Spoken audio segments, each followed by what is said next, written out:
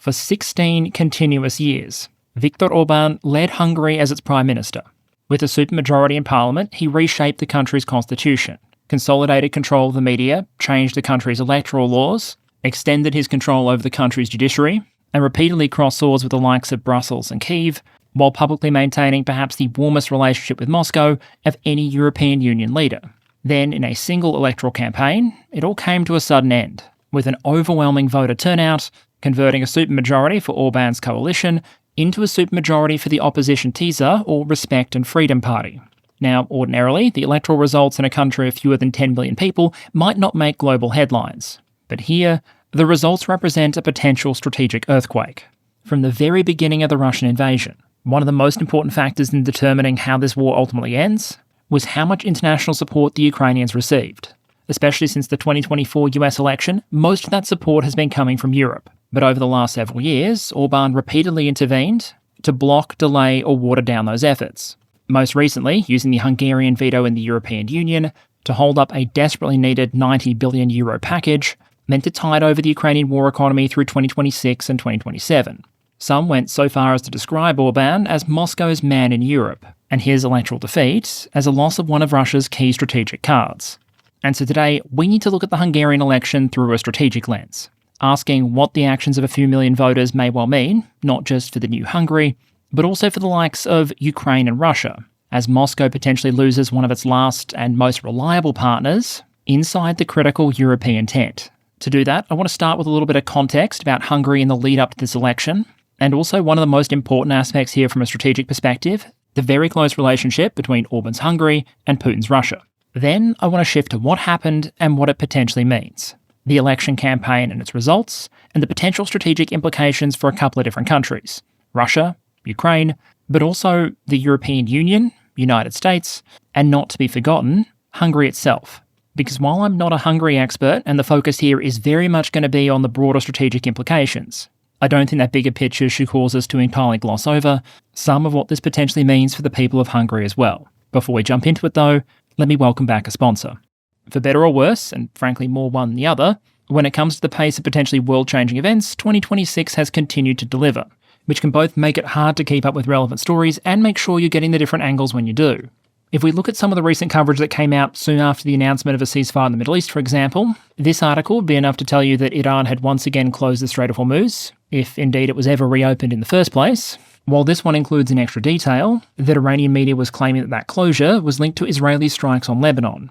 The tool being used to flick between the headlines here is long-term channel sponsor, and indeed this channel's first sponsor, Ground News.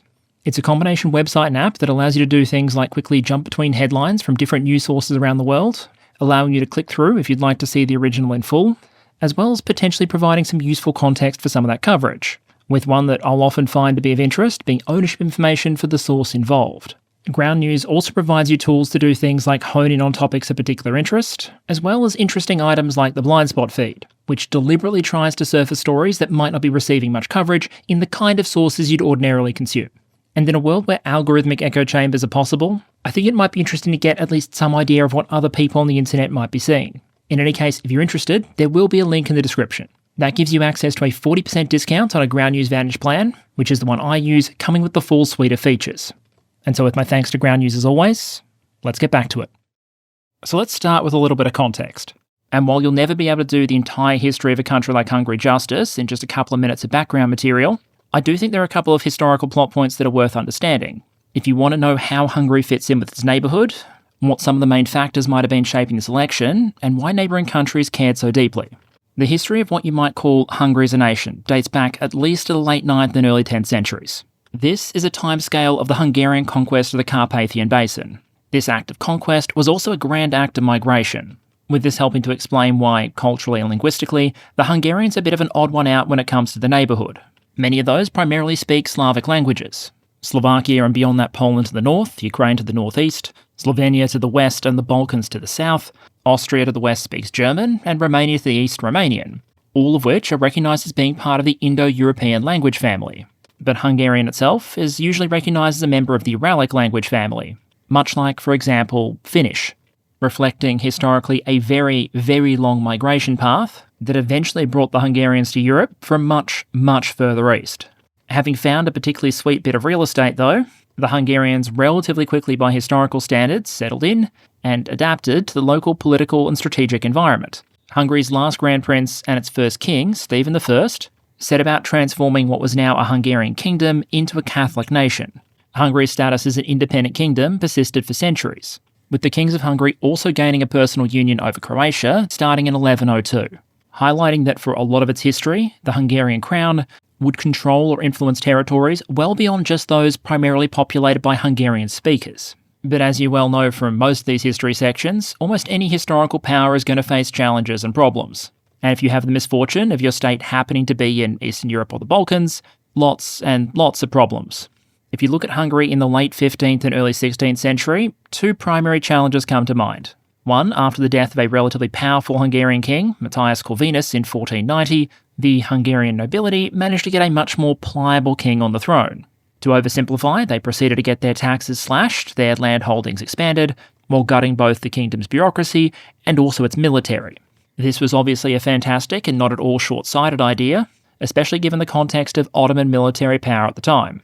The Hungarians would be absolutely poleaxed by the Ottomans at battles like Mohacs, where an Ottoman army absolutely crushed the opposing Hungarian force, while taking a tiny fraction of their casualties. The Hungarian aristocracy, presumably thrilled with their reduced taxes, suffered extensive casualties, and in the following years a lot of the Hungarian kingdom's territories would effectively be partitioned. Cut forward a few more centuries though, and Budapest was once again exercising authority over a lot of territory beyond the borders of modern Hungary. Sometime after Mohacs, the Austrian Habsburgs had assumed the nominal Hungarian crown, technically placing Austria and Hungary in a personal union, even if a lot of Hungarian territory was still controlled by the Ottomans. There were at times attempts by the Hungarians to break away, as in the Revolution of 1848, but that was ultimately crushed by the Austrian military with Russian military assistance.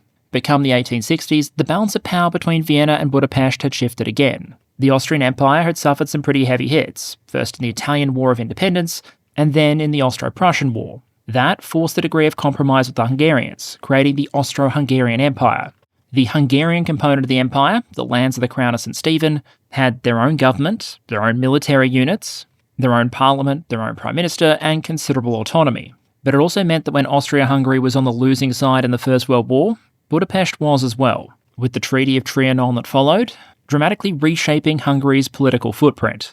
By some estimates, Hungary lost about 71% of its pre-World War I territory and about two-thirds of its population, leaving significant Hungarian-speaking minorities in several neighbouring countries and prompting no small degree of territorial revanchism. Some of those territorial losses would be reversed in the 30s and early 40s, with Hungary siding with the Axis powers during the Second World War. The image you can see on the right there is of Hungarian troops in the Soviet Union. But those territorial gains would prove to be extremely temporary, as the Hungarians once again found themselves on the losing side. Soviet occupation would roll the country back once again to the Trianon borders and install a communist government, nominally locking in Hungary as a member of the Eastern Bloc and confirming a degree of subservience to Moscow. Now, suffice to say, many of the populations that found themselves under Soviet occupation and then with Soviet-style governments weren't universal fans of the new management, but of the Warsaw Pact states, Hungary was one of those that would resist most dramatically and ultimately tragically. In the attempted 1956 Hungarian Revolution, Hungarians came out into the streets in droves and armed themselves. As you can see with some of the images of the time, this was a revolution with a very distinct cast, with a special mention to the bloke on the right there rocking the long-range, short-range Call of Duty loadout. But despite some initial successes and no small degree of hesitation by many members of the Hungarian army at the time, the revolution would famously end, with Moscow deciding to roll in the tanks. Hungary would thus remain in the Soviet bloc until the dying days of the Soviet Union. Almost as soon as they had the opportunity, though, Budapest followed the same path as many former Warsaw Pact states that had been familiar with Soviet occupation. As soon as they had an opportunity, they noped out of the Warsaw Pact and tried to join NATO, with Hungary joining alongside close allies Poland, as well as the Czechs, in March 1999. I have an image on the right there taken during an accession ceremony in 1999, with Hungary represented by its Prime Minister at the time, none other than Victor himself. This was during his first term, running 1998 to 2002, and I think it provides an interesting juxtaposition. The same bloke who had later opposed NATO expansion in Sweden, Finland, and of course Ukraine, also being the person who oversaw his own country accession into the NATO alliance. A useful summary of some of these historical elements then is that in territorial terms, modern Hungary is much smaller than its historical zenith. There are populations of Hungarian speakers in many neighbouring countries, including in Ukraine. And of course, the fact that this is a country that still has very much living memory of occupation and influence from Moscow. It also explains how we got to modern Hungary, a country that looks like this. This is a European Union and NATO member with a population of about 9.5 million people. In 2025, the national GDP was equal to about $250 billion in nominal terms, giving Hungarians a GDP per capita of about $26,000 in nominal terms, or $48,000 per person, purchasing power parity adjusted. On a per capita basis, that put Hungary ahead of countries like Romania, but behind the likes of Poland, to say nothing of European economic heavyweights like the Germans. For roughly 16 years, since 2010, the country has been ruled continuously by Orban. Actually, to be fair, he did do another stint, previously winning an election in the late 1990s, bringing his total cumulated time in power closer to 2 decades. Over his time in politics, though, Orban's political positions are generally described as having shifted steadily further to the right. In 2014, he described his government attempting to build a quote-unquote illiberal state, and with the benefit of a supermajority in parliament enabling him to re-engineer the country's institutions and constitution in order to entrench power and better reflect that vision.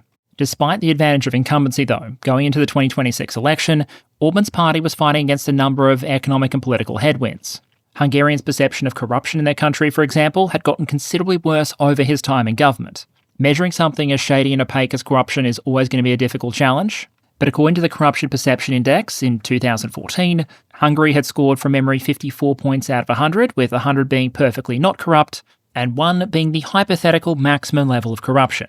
Going on present scores, that would have put Hungary in the same rough tier as countries like Spain, Italy, and Poland. But by 2025, that number had dropped down to 40 points out of 100, with 40% of respondents saying they thought corruption had gotten even worse just over the last 12 months, with the new 40-point score marking the country as apparently more corrupt than South Africa, and in the same tier as the likes of Tanzania, Cuba, and Burkina Faso.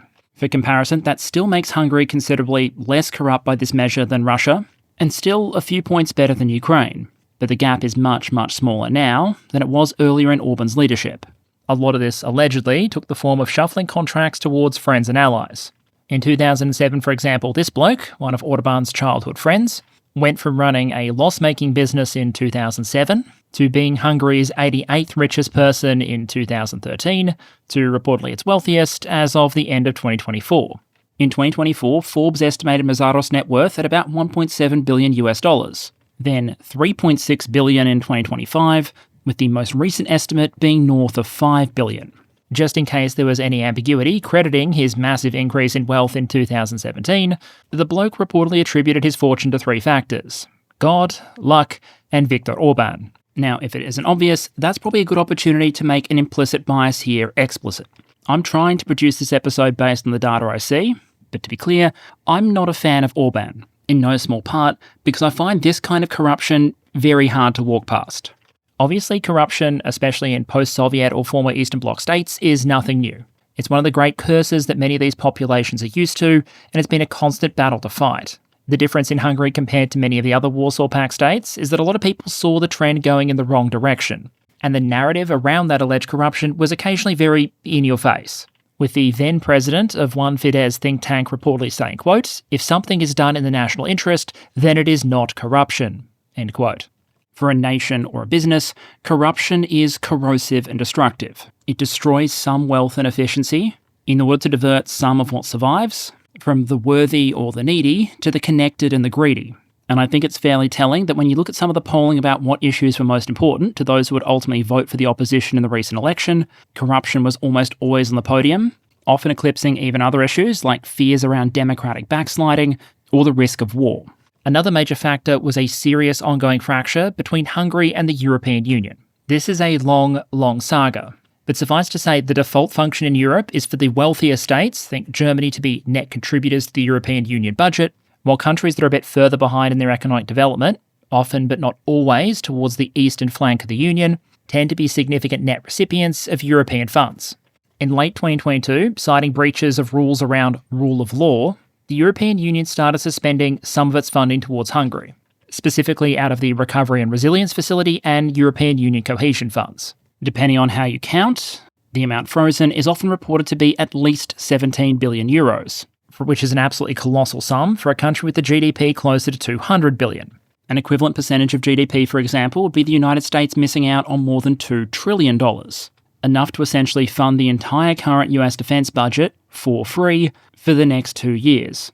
Partly as a result of that fracture, Hungary actually became a net contributor to the European budget, and that was one of several factors that ultimately weighed on the Hungarian economy. Over the last few years, that Hungarian economy underperformed comparator states like Poland. Between 2021 and 2024, GDP per capita in constant US dollar terms in Poland grew by very roughly 10%. In Hungary, it was less than half that. And if you look at the overall term of the Orban government, in 2010, Hungary actually had a higher GDP per capita than Poland. While in more recent times, Poland has developed a significant lead, and as of the 2024-25 data, was growing about 5 times as quickly. In Poland, unemployment fell slightly between 2021 and 2024 from 3.3 to 3%. In Hungary, it climbed from 4 to 4.5%, all while Budapest had to carry a higher government debt burden as a percentage of GDP. Because while Poland might have been spending on everything, including rearmament, like they'd just been handed a no-limit credit card, Warsaw could at least partially offset that spending with European funds and strong economic growth. Hungary, meanwhile, couldn't. The point is, there was an enormous amount factoring into the Hungarian election that had nothing to do with the likes of Russia and Ukraine. The opposition was very much able to run on other issues, like rolling back changes to the constitution, fighting corruption, and restoring access to European Union funding in order to juice the economy. Where this starts to become much more relevant to us, though, from a strategic perspective, it's not just what Orban was choosing to do to his own country, it was the ultimately Europe-shaping relationship that he cultivated with Moscow. Part of the irony here is that, originally at least, young Victor was far from being any kind of friend of Moscow. That image of him you can see on the right there was taken in 1989, where he was calling for, among other things, Moscow to get its troops out of Hungary. His party was originally dominated by politically active young people. But in what some might argue is a bit of a parable on the potential corrupting nature of power, over time, Orban shifted not just his politics, but also his relationship with the Russians. And not just in the sense of maintaining business interests or political contacts. Under his leadership, Hungary repeatedly made strategic decisions that demonstrated a very close alignment with Russian preferences. Hungary's energy imports, for example, remained squarely focused on Russian supply, even as much of the rest of the continent was trying to wean their way off after the Russian invasion of Ukraine.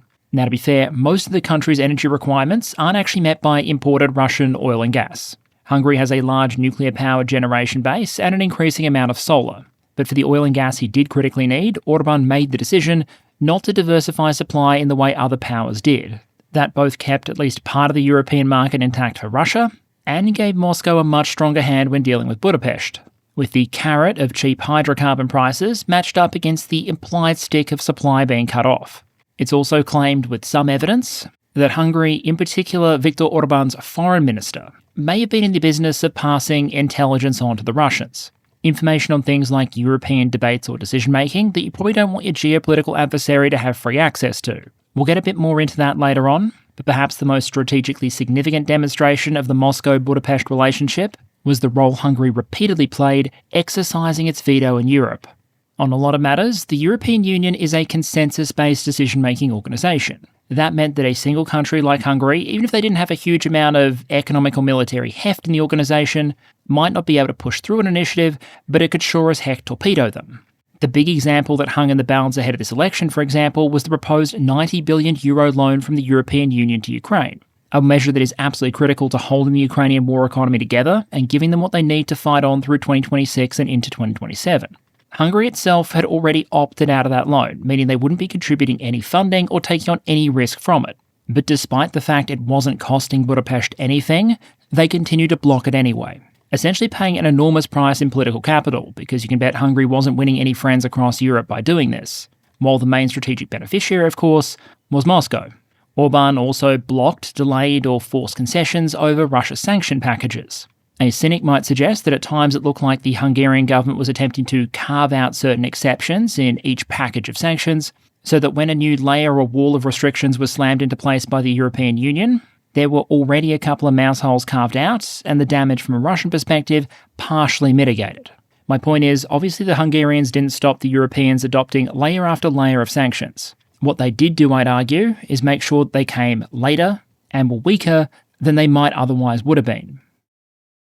Even when sanctions were put into place, There's some reporting that suggests that Orban's government may have colluded or offered to collude with Moscow in order to try and strategically water them down. One leaked audio recording, for example, of the Hungarian foreign minister talking to his Russian counterpart, Lavrov, with the entire thing, if you don't know the context, having a bit of a bizarre tone. Lavrov, for example, initiated the call and told the Hungarian minister, Szijjártó, that he'd been quoted all over Russian media, to which Szijjártó reportedly nervously inquired, quote, "Did I say something wrong?" End quote. Lavrov assured him that no, he hadn't said anything wrong, and then said the call was happening at the request of a Russian oligarch, who was reportedly looking to have his sister removed from an EU sanctions list. Usmanov, by the way, made his fortune in mining industry, telecoms and media, and has been described as having, quote, particularly close ties to the Russian president, end quote. Lavrov reportedly said of the oligarch, quote, "Look, I'm calling on the request of Alisher, and he just asked me to remind you that you were doing something about his sister." Szijjártó reportedly responded, "Yeah, absolutely," and outlined the plan to, quote, "do our best to get her off," end quote. And near the end of the call, after saying some nice things about the new Gazprom headquarters he'd visited while in Russia, is reported to have said, quote, "I am always at your disposal," end quote. Several months after that call, the oligarch's sister was indeed removed from the EU sanctions list. The point is, while Budapest was obviously far from all-powerful when it came to controlling Europe's response to Russia and the war in Ukraine, there were plenty of things it could and did do, blocking things where it could, watering them down where it couldn't, and if all else failed, just introducing more friction into the process. There are two aspects of the relationship that I think are worth flagging, though. The first is this doesn't appear to have been at a national level a strictly quid pro quo relationship. Whether there was any personal benefit being realised, who can possibly say? But at a strictly national level, with many of these actions, it's easy to see how Moscow was benefiting from Budapest throwing a spanner in the works, but sometimes less clear how Hungary itself was benefiting. Sure, they were still getting cheap Russian energy, but so too was anyone else in the market willing to buy. Neutral, friendly, or anywhere in between. And in some exchanges, like the foreign minister one we discussed earlier, the relationship appears to have just had a bit of a subservient tone. In one conversation, for example, he's reported to have told Putin things like, "Yesterday our friendship rose to such a high level that if I can help in any way, I am ready to help immediately in any matter where I can be of assistance, I am at your service," end quote. He also reportedly told Putin of a children's story, apparently, where after a lion, in this case Russia, fails to kill a mouse, the mouse later returns the favour by freeing them when they fall into a trap. Suffice to say, this probably isn't how you'd normally expect a NATO leader to engage with a leader of the Russian Federation actively invading one of its neighbours, because apparently nothing says proud Hungarian nationalist, quite like comparing the Hungarian nation to a mouse and offering to help Moscow in any way you can. And in that respect, I think Orban was also significant in terms of the broader political battle within the European right and far right. While each country obviously has its own individual political movements and parties, there is some interaction between them, especially through things like the European Parliament. There are going to be policy areas, for example, where these parties and groups are going to want to cooperate. But even where there is sometimes significant overlap, the stance on Russia is far from uniform. Poland's president, for example, also spoke at CPAC when it was hosted in Budapest, but used the opportunity to warn attendees about the Russian threat. So I'd suggest Orban was significant not just because of what he had Hungary do during his period of leadership, but also the influence he had in certain political circles and how they tended to see and talk about Russia. Which gets us, at least briefly, to the election itself. Because while our focus here is very much on the strategic what next, there are a few aspects here that I think should matter to foreign observers. The first element is that Hungarian politics, like any country's politics, are distinct, and it can be very dangerous to apply the same assumptions you would in one country to another one. In Hungary's case, for example, I saw some online commentary after the election attempting to apply an almost US-style political dichotomy, basically reflecting an assumption that because Orban is generally described as a right-wing leader, and he had now lost the election, clearly that meant Hungary would now have a left-wing government. That just isn't how this election worked. By many definitions, noting the limitations of any political spectrum, this was a right v right contest. Hungary's Social Democratic Party, for example, made the choice not to even field candidates in the election, indicating they believed it was more important that Orban be beaten by someone, anyone, even if it meant standing aside from the vote themselves, and instead trying to concentrate all of the opposition vote behind a single candidate. In the case of this election, that was Peter Magyar, which, if you think about it, is kind of like a bloke running for UK Parliament with the name John English. As a brief synopsis, Magyar was born in 1981. He's the great-nephew of a former Hungarian president, and he originally joined Orban's Fidesz party in 2004 at a time they were in opposition. having reportedly said that he was partly inspired by Orban's role in the pro-democracy protest in 1989. His wife would later become Orban's justice minister between 2019 and 2023. Years later, though, there would be a very acrimonious and public split. Magyar and his wife divorced in 2023, and in 2024, amid a scandal covering some very YouTube-unfriendly topics, Magyar was one of the public faces that openly went on the attack against the government and the party he'd previously been a member of. That same year, him and his Teaser party won several seats in the European Parliament. So far as its policy platform at the Hungarian elections go, Magyar's party very publicly broke from Orban and Fidesz in some areas, while remaining somewhat aligned in others. They were less Eurosceptical, pledging to unlock frozen European funds, while also attacking the government on corruption, and pledging to apply to join the European Public Prosecutor's Office, setting up a national office for asset recovery, and ordering asset checks for all MPs, Minister and the Prime Minister, going back 2 decades. There was also a proposed set of legal reform, intended to roll back certain aspects of the Orban system.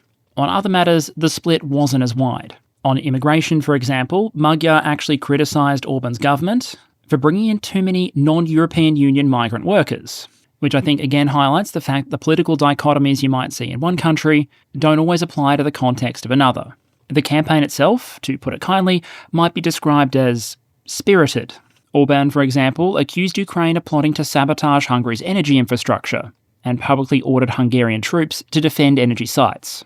There was even heavy reporting around the discovery of explosives nearby a pipeline in Serbia that carried Russian natural gas to Hungary and beyond, which Orban described as a threat to critical gas infrastructure, while also reportedly implying that Kyiv may have been involved. That theory was then publicly rebuked by the Serbs themselves, who said the Ukrainians hadn't been involved in planning the explosives plot, but it gives you a sense of the nature of some of the accusations that were being thrown around. Some members of the opposition complained about being targeted by the apparatus of state, and the alignment of the media, which had been overwhelmingly consolidated by Orban allies. The campaign reportedly included its fair share of sometimes quite odd fake news, including one accusation that Magyar in the past had put his dog in the microwave. This claim was attributed to a book allegedly written by his ex-wife that does not exist, and which she publicly confirms she never wrote. But people like dogs, and this is 2026, and so the story was later echoed by some niche figures, the head of Poland's opposition Law and Justice Party, prompting a walkback by a party spokesperson a few hours later. On the flip side, Orban's government had to deal with some suspiciously well-timed leaks and scandals. In particular, some of those communications and phone calls that somehow made their way into the public domain, in which, as we discussed earlier, some of the Hungarian leadership were very quick to offer help to some of their counterparts in Moscow. These might have been damaging because, going by the data, even for some Hungarians that would support Fidesz or oppose financing assistance to Ukraine, opinions of Russia and its government are often going to be negative.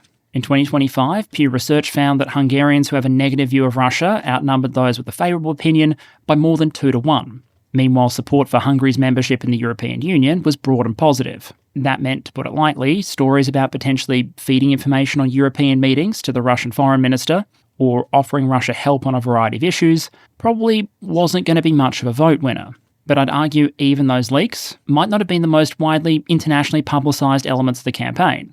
Through a series of high-profile visits, activities and endorsements, Washington left absolutely no doubt that they were endorsing their bloke Victor. US Secretary of State visited Budapest, met Orban, and spent time strongly and openly endorsing him, at a point where we know now the US must have been in the final stages of preparing to launch strikes on Iran. Then there was CPAC, held in Budapest just before the election, with President Trump phoning in to attendees to give Victor Orban a glowing endorsement. While US Vice President J.D. Vance, now in the middle of a war in the Middle East, travelled to Hungary to really hammer the point home. He was quoted as saying, apparently without a hint of irony, that in relation to the Hungarian election, the European Union was responsible for, quote, one of the worst examples of foreign election interference he had ever seen, and said of Orban and the election that, quote, of course I want to help as much as I possibly can the Prime Minister as he faces this election season, end quote. In some respects then, you could argue this looked very much like an endorsement in a US political race. High-level figures being sent in to give their endorsement and openly campaign. But while that might be normal in the context of an internal American election, it's much rarer when it comes to foreign countries electing their leaders. And it has to be said, there was a degree of disagreement even within the Republican Party back in the United States, but more on that a little bit later on, because we have to talk about the results themselves. The first is that this was an absolutely monstrous turnout election. The latest estimate I've seen is that about 80% of eligible Hungarian voters turned out to vote and cast their ballots. That surpassed a record that had previously been set in 2002 of 73.5%. For a country with voluntary voting, those are huge numbers. The second point is the opposition were able to eat into the incumbent's lead pretty much across the board, and that effect shone through even in the smaller towns and villages that the government had typically dominated. Per those numbers you can see on the right there, in 2022, Orban's party captured about 68% of the vote in towns with 500 or fewer people, and 65% in those between 500 and 2,000. This time, Magyar's party pushed the advantage in the cities even more, winning 61% of the vote themselves, but they also managed to win about 45% of the vote in that 500 to 2,000 category, and even managed 41% in those smallest villages. That meant electorally, they managed to achieve the best of both worlds, running up the vote count in the big cities, which matters for the party list distribution vote, while also taking away some of Orban's traditional advantage in more rural areas, which the electoral system as designed valued quite highly. Net result, the opposition didn't just win, they won big. The Hungarian parliament is actually elected using two separate systems. You have single-member constituencies and a party list system with a serious number of nuances, and a mechanism for so-called surplus votes to flow from those single-member seats into the party list system. Of the 106 single-member electorates, Magyar's Teaser would win a grand total of 96, Orban's Fidesz 10. On the party list side, Teaser would get 45 out of a total of 93, meaning that as at time of recording, Teaser is set to come home with 141 seats out of a grand total of 199. Although in one of the election's stranger cases, there were reportedly a couple of complaints about at least one constituency. This is a seat Magyar's Teaser party lost by about 250 votes. However, that was only in the context of 900 votes going to an independent candidate who just happened to have the name Peter Magyar. Not the Peter Magyar, just a bloke named Peter Magyar. If you assume even half of the people who voted for Magyar were actually intending to support Magyar's party instead, then you can see how any potential confusion might have shifted the result there. In terms of seats, this was a landslide, but in terms of one very important milestone, it was actually very, very close. Because sure, in the Hungarian parliament you only need 100 seats for a simple majority, but for a supermajority, as Orban has previously had, 2/3 is the number. The reason that matters is that in Hungary, a 2/3 majority of parliament enables you to change the constitution, something Orban did repeatedly. And so if Magyar had won, but not won a supermajority, he would have had the right to govern, but not change the system that Orban had created. But with that 2/3 achieved, the door is now open for some potentially sweeping political changes. It wasn't long after the votes had started being counted that Orban reportedly called Magyar to concede, with the Hungarian Prime Minister describing the voting results as, quote, painful but unambiguous. That put to bed some of the fears that, in the event of a defeat, Fidesz might have attempted to legally challenge or otherwise work around the apparent results. Instead, the path appears to have been set to a peaceful transition of power. Although for the moment, Orban remains Hungary's Prime Minister, continuing to govern in a caretaker capacity until the changeover happens. That apparently didn't stop many Hungarians pulling the trigger on some very loud and very public celebrations. But while we could potentially use an entire segment of this video to judge some of the dance moves that were broken out during those events, from our perspective, I think the more important element is to move on to the so what. If there is going to be a change in the guard in Budapest, what does that potentially mean for some of the other players here? Russia, Ukraine, Europe and the United States. To start with, let's talk Russia, who, as you can imagine, might not have been elated by this particular election result. As part of its opening response, Moscow appears to have tried to take a cool but outwardly pragmatic tone. The Kremlin spokesman, Dmitry Peskov, said that Russia wouldn't be calling Magyar to congratulate him, stating that Russia does not, quote, extend congratulations to unfriendly countries, which is a black mark designation the Kremlin maintains and which Hungary was added to in March 2023. Instead, Peskov focused on a more pragmatic side of the relationship, saying that, quote, for now, we note with satisfaction, as far as we understand, Magyar's willingness to engage in pragmatic dialogue. In this instance, there's a mutual willingness on our part, and we will then proceed to take our cue from the specific steps taken by the new Hungarian government, end quote. If Moscow is waiting for a phone call from Budapest, though, perhaps with a renewed offer of help and some notes on recent European discussions, indications are they might be disappointed, with Magyar basically appearing to adopt the, no, it's not that you're not talking to me, I'm not talking to you approach. He said he has no intention of calling Vladimir Putin, but if Putin calls him, he'd pick up the phone and tell him to put an end to the war in Ukraine. He's also said Ukraine has the full right to defend itself against Russian aggression and that no country should be forced to cede territory, saying just a few days ago, quote, "If someone says this, no matter how long politicians have said such things, you should ask them, what would happen if Russia attacked Hungary? Which Hungarian county would they give up?" End quote. To me, that suggests that even if it's not clear yet what the exact new relationship will be between Moscow and Budapest, the new government looks likely to have much starker differences with Russia over the war in Ukraine than the previous incumbents, with there realistically being no easy way to reconcile the square peg of Ukraine not being forced to give up its territory to the Russian round hole of demanding, at minimum, territory in the Donbass. In the short term, the big danger here for Russia probably isn't so much focused on the economy. Sure, sanctions may now be easier to pass, but the Russian budget is currently receiving an enormous lifeline in the form of the spike in global energy prices.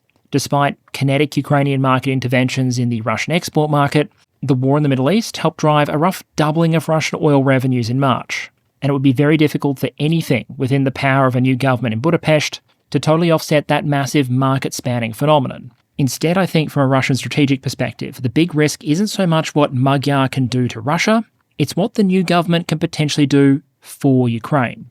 And in that respect, make no mistake, there were probably more than a few toasts going on Kyiv after the electoral results were announced. That is notably not because you can call the presumptive new Prime Minister Peter Magyar a pro-Ukrainian candidate by European standards. He isn't. He's publicly supported things like Hungary not contributing to the €90 billion loan, and he's one of the voices against any kind of fast-track accession process for Kyiv. From Kyiv's perspective, Magyar's election hardly gives them a fanatical ally in Hungary, and there are still going to be a slew of unresolved political and economic issues for the two capitals to work through, including, for example, the status of the Hungarian minority in Ukraine.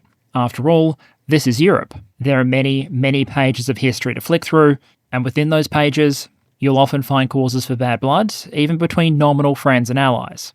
And according to the polling data we have, the Hungarian population more broadly are much cooler on support for Ukraine than in some other European states. As of October 2025, a narrow majority of Hungarian respondents, about 55%, said they were at least fairly satisfied with how the European Union had responded to the Russian invasion of Ukraine. But a majority of respondents also indicated they were happy with how Orban's government had handled it, a perhaps seemingly contradictory result that makes a bit more sense once you dig into the detail. Whereas in Denmark, for example, the percentage of respondents split between supporting or opposing sanctions on Russia and Russian government assets was roughly 89% to 7, or in Poland, 86% to 12. In Hungary, statistically, it was basically a dead heat. 49% supporting sanctions, 47% opposing, with 4% in the don't know column. And in terms of financing the supply of military aid, the numbers turned outright negative. To give some context here, support for military aid across the Union ranged from the likes of 15 to 1 in Sweden and 10 to 1 in Denmark, to a bit less than 4 to 1 in Poland, 2 to 1 in Germany, and narrow majorities in places like Spain. In Hungary, the balance instead was more like 41 in favour to 57% against, meaning it seems very unlikely, even just from a democratic mandate perspective, that the new Hungarian government is going to turn around and throw its economic and military weight behind Ukrainian assistance. And yet, strategically, the Ukrainian leadership are probably still celebrating, because frankly, what Kyiv needs most from Hungary isn't so much a more pro-Ukrainian position as just a less actively pro-Russian one. With even just a neutral Hungary that allowed the rest of Europe to support Ukraine or sanction Russia as they saw fit, already a tremendous improvement over the active obstructionism we saw from the Orban years. And I think we've already seen hints the Ukrainian government might be taking that kind of approach. For example, before the election I saw some commentators suggest that if there was a change in government in Hungary, one of the first things the Ukrainians might do is pressure the Hungarians to shut off the pipelines from Russia forever. That would potentially cut off Russia from some of its energy export earnings and deny it yet another chunk of the valuable European market. Strategically, I'd suggest, that would have been an understandable but foolish move for Ukraine to make. The number one goal here has to be greater cooperation with Hungary, and one of the great barriers to that is public opinion. Like it or not, the Hungarian government just didn't make the same preparations or transitions that other nations in Europe did, meaning it's economically still highly reliant, at least in the short term, on Russian energy, and even if action starts immediately, it's going to take time to get around that. What you might expect Kyiv to do then is, instead of immediately trying to force a concession out of the new government in Budapest, is try and apply a bit more carrot than stick. Do everything you can to get the flow of energy going again in the short term in order to boost the Hungarian economy, on the understanding that that will make it politically easier at home for the new government to sell better relations with Ukraine to its domestic audience. It would also help undercut one of Orban's pre-election messages, the implication that he was the one that could get energy flowing again, which he ultimately obviously wasn't able to do. So far, I think we've seen hints that that's the kind of strategy Ukraine might be choosing to follow, with Ukraine's president announcing that the Druzhba pipeline, damaged in a Russian airstrike, is now expected to be repaired this spring and potentially by the end of this month. And while it might admittedly sting for the Ukrainians to enable the Russians to start earning those export dollars again, the potential trade-off with greater Hungarian cooperation is hard to overestimate. The €90 billion loan package, for example, previously held up by Hungary, is absolutely the economic elephant in the room here. Magyar has said he won't stand in the way of that package.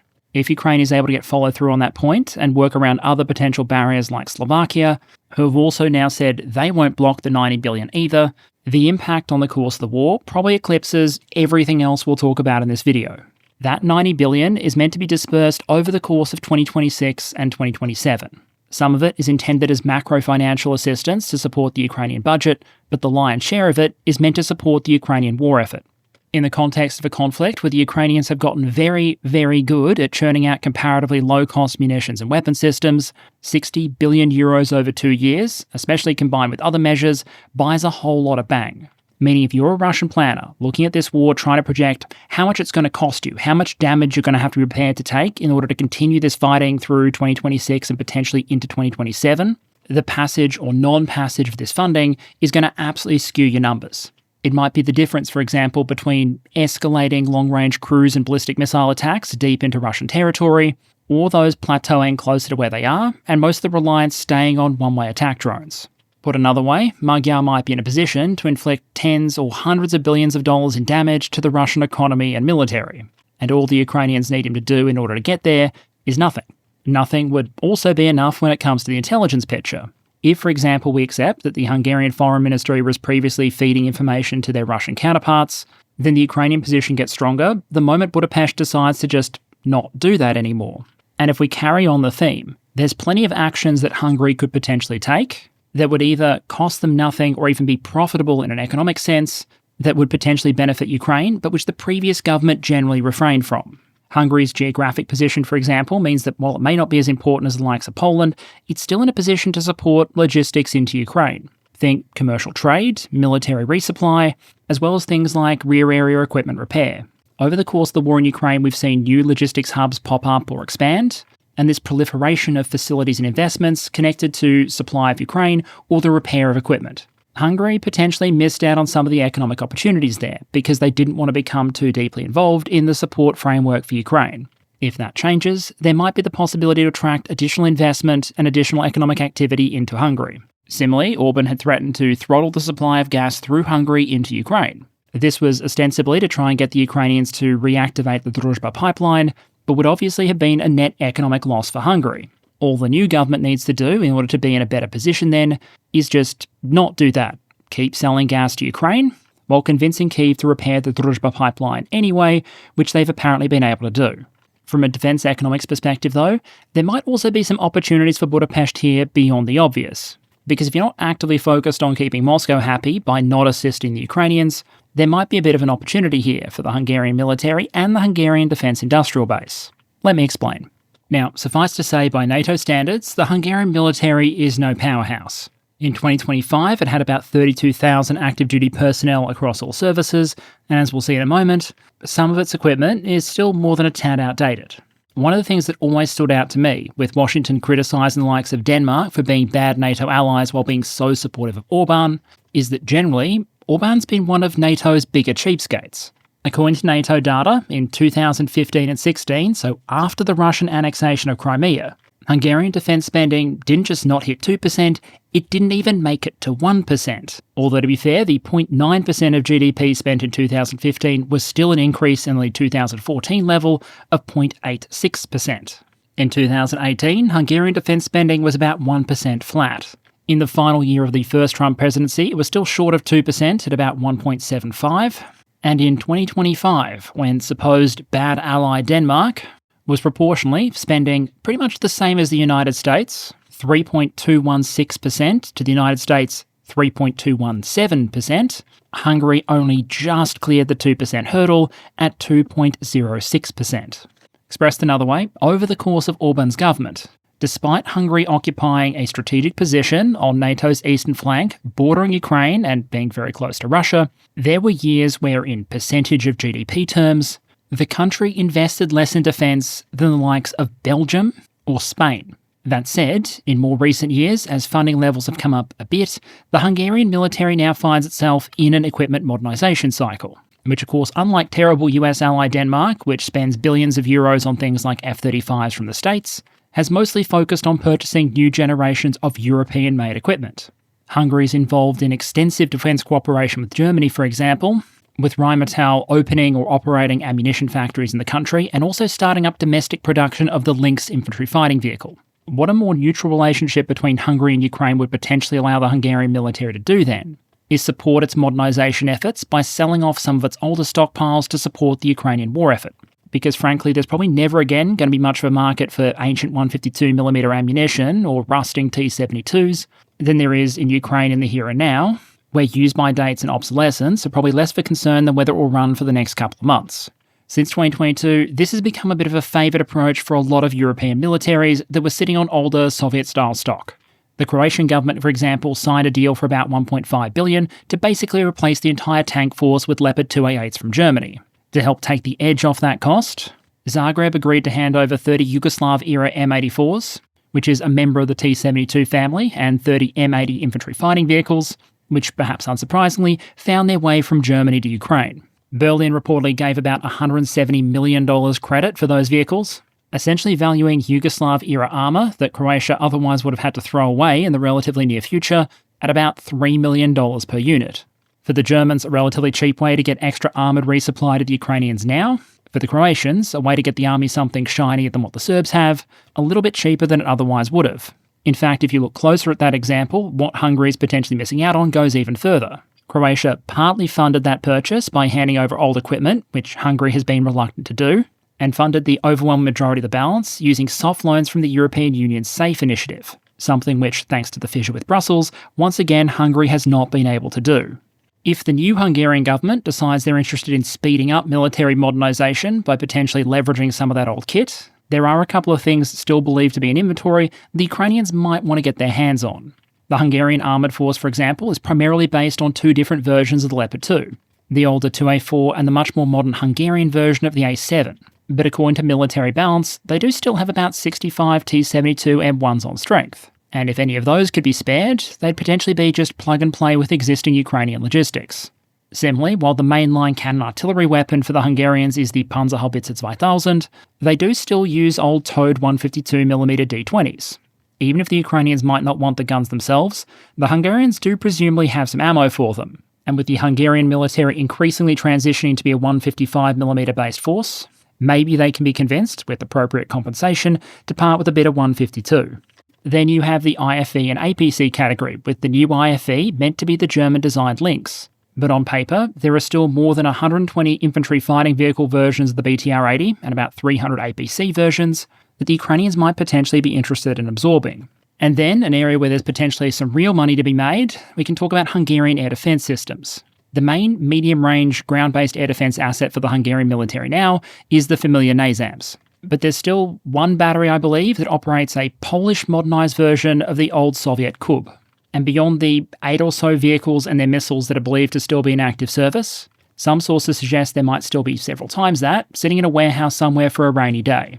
The 2K12 is not a top-line air defence system. There's a reason the Hungarians are transitioning away from it. But for the Ukrainians who can't get enough of the higher-end stuff, the Patriots, Iris and NASAMS that they would like, something is almost always going to be better than nothing. And for targets that sit in the awkward midpoint, too complex for interceptor drones, but not complex enough to justify spending a Patriot, it might be worth trying to get their hands on some of these if the price is right. The point is, the Hungarian military is steadily transitioning away from a lot of its old Warsaw Pact-era junk, and if the intention is to replace a lot of it anyway in the short to medium term, there's probably never going to be an opportunity to get a better price for it than right now, agreeing to sell it to a third party who will presumably then immediately misplace it on the wrong side of the Ukrainian border.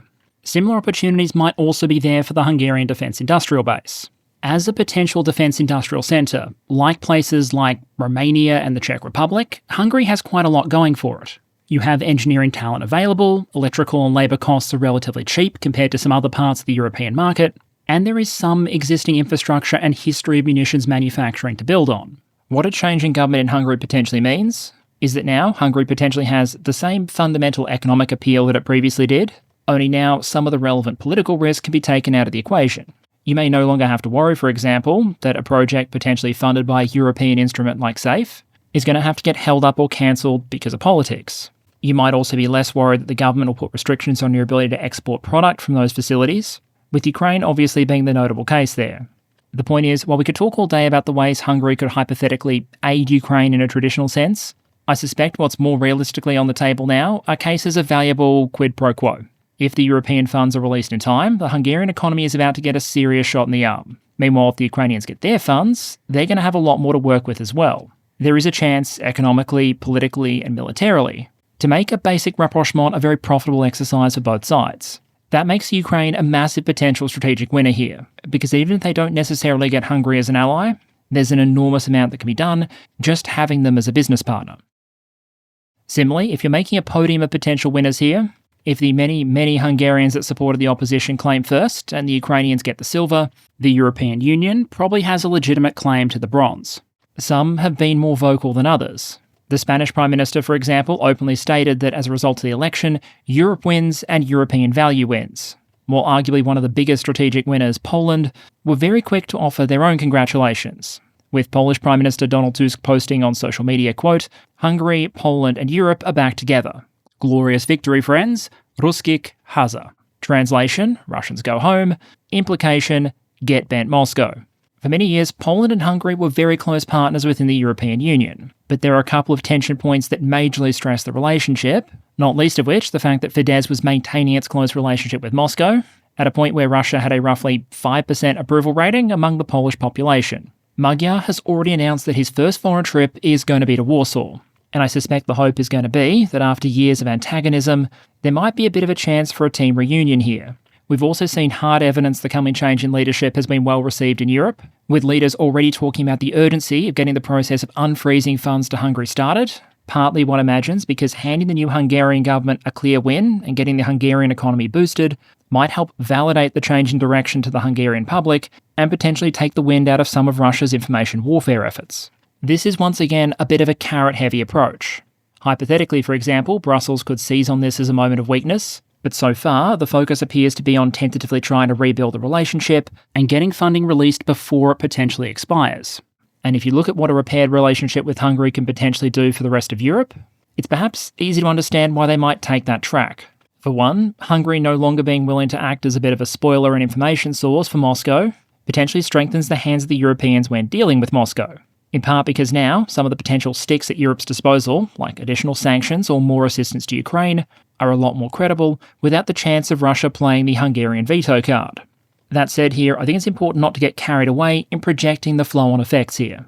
Magyar, as I noted earlier, might be pushing for a closer relationship with the EU than Orban, who was a couple of steps removed from pistols at dawn, but is a gross understatement to suggest he's probably not likely to see eye to eye with Brussels on every issue.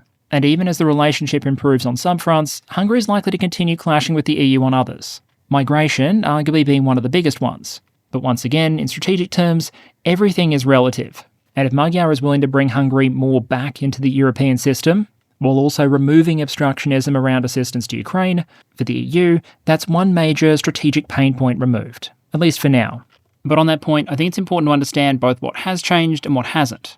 Orban's Hungary might have been one of the most obstructive elements in the European Union when it comes to action against Russia or in support of Ukraine, but that doesn't mean either they were the only one. Fico in Slovakia, for example, is very much still there, and as long as the fundamental mechanism he utilised continues to exist, I'd argue the incentives are always going to be there for there to be another Orban in the future. Whether they come out of one of 2026's remaining elections, or surface in the course of the coming years. The fundamental challenge is the veto. On paper, the EU has many of the fundamental building blocks of power, if you like, in terms of economic size, market power, technological base, even military power and its atomic arsenal, to sit at the same geopolitical high table as the likes of Washington and Beijing. Compared to one of the main advocates for a multipolar world order, Russia, Europe on paper is a much better candidate than Moscow to be one of those extra poles. But strategic credibility requires not just the physical capability to act, It's also about the credibility you'll actually do so. And as long as certain strategic actions can be blocked by any individual member state, you're always going to have an incentive problem operating from both within and without the system. For countries within the European system, it's a lot easier to break things than it is to drive them forward. And so the temptation is always going to be there if a country wants leverage in a particular negotiation with Brussels or even with its neighbours to threaten to use that requirement for unanimity on something important in order to try and get more of what they might want on a separate issue. This is potentially even more dangerous when you factor in that foreign nations might see this as an opportunity to try and subvert or influence one or more countries inside the European tent and use them to essentially gum up the works and gain themselves strategic breathing room. You could argue Russia was trying to do this with Hungary, but it's far from without historical precedent. The historical Polish-Lithuanian Commonwealth, for example, famously respected the rights of its nobles by baking in the power of the veto. What some foreign powers quickly worked out, however, is that for the low price of buying out or influencing a handful of nobles, you could essentially torpedo any ability of the Polish-Lithuanian state to reform itself or act effectively. And so, for example, during the 30-year rule of August III, the veto was exercised to end 13 out of 14 parliaments called. Over those 3 decades, those parliaments passed essentially nothing when it came to major reforms, taxation, or military reform and readiness. The Commonwealth was essentially paralysed at a time where many of its competitors were racing ahead. And so I'd argue what we're looking at here is not so much a European Union issue, it's a system design issue. Because in any structure you create where it's too easy for one actor to break the process, basic incentives suggest they're probably going to break the process. The UN Security Council famously struggles to act in a lot of cases because of the requirement for great power unanimity. And so just because the Hungarian government changed, it doesn't mean that without further reform, European strategic action will be free from disruption, or there won't be one or many more like Orban in the future. It's also worth noting that as long as individual countries can have a lot of power to block EU initiatives, that may also act as something of a disincentive against further expansion. Let's just say, for example, Serbia was serious about joining the European Union and had undertaken a lot of the necessary reforms. If you're a country like, to pick someone at random, Croatia, hypothetically, even if it made economic sense, would you really be keen to let Belgrade in if it meant handing Serbia veto power over a variety of European actions? The core point is that while the changeover in Hungary is likely to be very welcome in many European capitals, it doesn't provide a total or permanent solution to the obstruction problem. It includes some of the most serious and immediate issues, especially as they relate to Ukraine and Russia, but the longer-term impacts are still very much in the time will tell column. Finally, in terms of what this might mean for international actors, I think it's worth sparing a couple of words for the United States. Because this degree of public intervention during an election campaign arguably went much further than what we've seen from Washington in many other campaigns in allied countries. And you'll remember that in the past, some US figures have been highly critical of allied leaders visiting the US during its campaigns. The reaction to Zelensky visiting an ammunition factory in Pennsylvania during the last US presidential campaign comes to mind here. Here, though, the US endorsement included open messaging by the Secretary of State, the Vice President, and the President himself. And while the election probably wasn't decided on the basis of that intervention, the fact the US administration staked so much public capital on this campaign, only for it to end in an absolute landslide, I think adds to an observation we made about American attempts to exercise soft power in some other election campaigns. Whether you're talking about Canada or Hungary, the apparent trend is that Washington sometimes struggles to get allies elected abroad, and in some cases open US intervention may actually be a not insignificant net negative.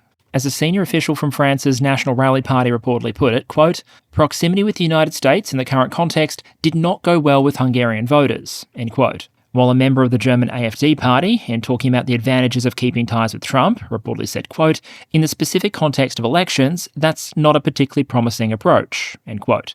That's perhaps a much more subtle way of phrasing the observation than another AfD member who said on social media that ostentatious displays of friendship between Budapest and the Trump administration, quote, "hung like millstones around the Hungarian leader's neck," end quote. In short, from Washington's perspective, there might be a bit of a brand and soft power issue here, with even potential political allies basically calculating that even if they might otherwise want to closely cooperate with you, for electoral reasons, they need to keep their distance. Whether this is actually a strategic loss for the United States, though, really depends on who you ask, even within the American Republican Party. Some were quick to openly congratulate Magyar. Republican Senator Rick Scott, for example, publicly posted his congratulations to the new Prime Minister of Hungary, saying, quote, "The Hungarian people have chosen freedom by rejecting Putin and standing with their Western allies here in the United States and Europe. This marks the beginning of a new chapter in the US and Hungary relationship," end quote. Another Republican senator said the outcome, quote, underscores the power of democracy and NATO prevailing over the previous regime's support for autocracy and Putin, while another questioned the US decision to get involved in the campaign and suggested Orban's supposed fealty to Moscow didn't reflect American values. One Republican strategist suggested the apparent disconnect here came down to whether people were evaluating the election through either a foreign policy or an ideological lens. The potential implication there being that by more traditional measures, Hungary wasn't actually a particularly good American ally. They underspent NATO targets on defence, exported significantly more goods to the United States than they purchased in return, leaned primarily on European-made equipment for their armed forces rather than American manufacture, and under previous administrations had frustrated some then US objectives with their close relationship with Moscow. From that perspective, Magyar actually might be a more promising potential American ally. Unlocking European safe funds, for example, might allow Hungary to increase its military expenditure. But from an ideological alignment perspective, some in the US administration might still be considering this a bit of a loss. As for the White House, Trump has already said of Magyar that, quote, I think the man's going to do a good job. He's a good man, end quote, suggesting that despite the change in management, Washington's convinced they're still going to be able to deal well with Hungary. So where does that potentially leave us in terms of the broader implications? I think it's important after an event like this to keep a couple of things in perspective. There are so many events that have taken place over the course of the war in Ukraine that have been drummed up to be potential game changers that have ultimately, yes, moved the needle, but not enough to tilt it decisively one way or the other. I suspect from a lot of perspectives, this event is likely to be similar, making a major difference, but hardly the end of the story. For the European Union, this is far from the only consequential election, even in the near future. And in any case, I think it's unrealistic to expect that the relationship between Brussels and Magyar and Budapest will be anything like frictionless. But for Ukraine and Hungary itself, the pitch is different. For the Ukrainians, receiving that €90 billion package is an economic make-or-break moment, one that they could potentially paper over and patch for a time, but not forever. If indeed this election results in those funds being unblocked and ultimately flowing into Ukraine, then we may not immediately see a different war, but we will be seeing a very, very different war from one where the funding or an alternative never arrived in the first place. And of course, for the Hungarians themselves, the results are likely to be enormous. A lot will come down to how, now in power, Tisza and Magyar ultimately decide to act. But after 16 years, the possibility of a serious change is there. As to what extent that possibility ultimately becomes reality, and how the decisions of one country, of fewer than 10 million people, ultimately shape the future of Europe, as is so often the case, only time will tell. And okay, since my voice is going, I'll make this channel update comparatively brief. Firstly, this week I was tossing up between doing a video update on the war in the Middle East or covering the results of the election in Hungary. Given how quickly things have been changing over there, I think in the end, we probably made the right decision. That also means I can't be entirely sure what the target release date is going to be this coming week. Ideally, as previously mentioned, I'd like to eventually start bringing those back to Friday, but to an extent that relies on global events cooperating enough that I can actually get a video to release by then without having to constantly rework it. So, we'll see. Patrons, there should be a poll up for you about 24 hours after this video goes live. Finally asking for input into the April Fool's episode, which realistically at this point is going to be kind of more a mid-year joke episode. Well, for those of you over on the gaming channel, things might be a tad disrupted in the coming days, but I do plan to keep the Xenonauts series rolling where I can. For the sake of my voice, I'll save anything else until a future episode, so for the moment, let me just say thank you very much as always for watching, and with any luck, I'll see you again next week.